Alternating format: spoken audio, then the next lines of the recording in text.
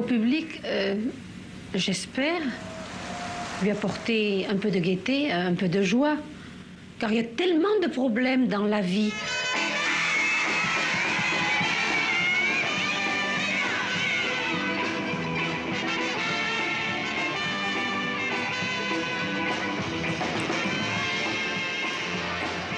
Bonsoir Estelle, et elle aimait la scène. Yvette Horner, donc une icône française, star de l'accordéon, elle avait 95 ans. Oui, Yvette Horner, Vévette, elle était rock, hein. On vient de le voir, elle avait une énergie en diable. Elle qui jouait merveilleusement du piano est devenue une légende de l'accordéon. Elle a été la première femme championne du monde d'accordéon, c'était en 1948. Alors Yvette Horner, ce sont des centaines d'albums vendus à 30 millions d'exemplaires. Et aujourd'hui, des artistes comme Benjamin Biolay, Julien Doré lui rendent hommage sur les réseaux sociaux. Il n'était pas né quand a débuté sa carrière, c'est en 1947. Elle qui est devenue populaire en suivant le Tour de France, jugée sur sa camionnette.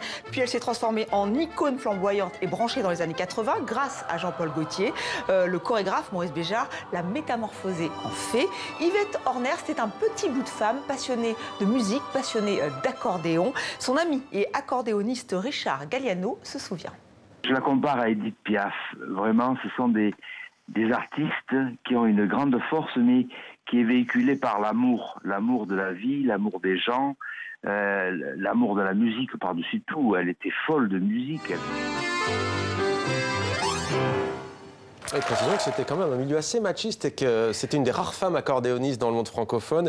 Yvette Horner qui a changé l'image de l'accordéon. Estelle, elle disait qu'on pouvait tout jouer avec ce piano à bretelles. Oui, effectivement, et elle l'a prouvé, effectivement, c'était vraiment l'une des premières à populariser comme ça le bal musette. Et maintenant, on va parler de foot, si vous le voulez bien, parce qu'elle était mariée avec un footballeur très connu. Ah, je ne savais pas. Si, si. Donc on passe au foot. À la Coupe du Monde, alors donc un sport qui inspire les artistes, c'est ça Estelle? Oui, exactement. Le football inspire déjà la danse après tout un match. Hein, c'est un peu comme une chorégraphie, vous qui adorez le ballon rond. Mais dans Waouh, le match est terminé. Le chorégraphe belge Thierry Smits nous emmène dans les vestiaires. Les joueurs exultent. Ils ont gagné. Ça sent la sueur, la testostérone. Mais peu à peu, les 11 danseurs découvrent leur part de féminité. Et oui, puisque Waouh, ça veut dire We are women. Pas mal.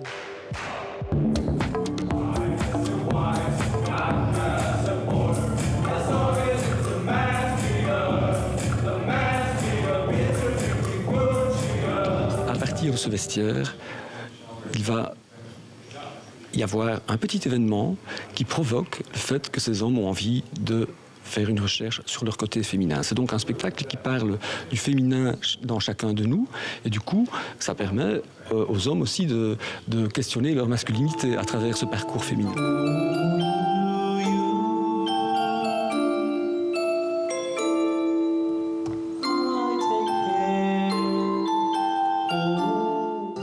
Ça veut dire qu'on rentre aussi dans plein de zones un peu troubles, les zones du transgenre, on ne sait plus très bien qui est quoi.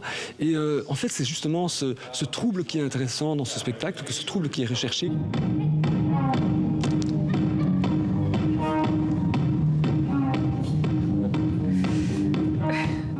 Voilà, un reportage réalisé par nos confrères belges de la RTBF. Waouh, c'est jusqu'au 16 juin au Théâtre Varias, à Bruxelles. Thor, c'est le nom de la compagnie de Thierry Smits. La compagnie sera au Festival d'Avignon cet été.